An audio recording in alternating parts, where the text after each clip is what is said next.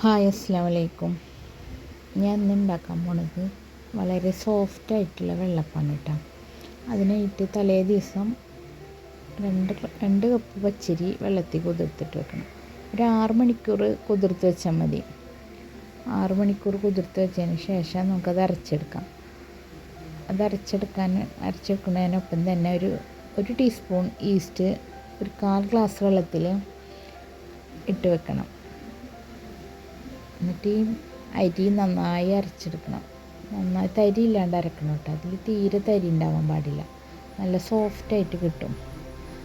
അതിൻ്റെ ഒപ്പം തന്നെ 1 കപ്പ് നാളികേരം അടിച്ചെടുക്കുക. 1 കപ്പ് ചോറും അടിച്ചെടുക്കണം.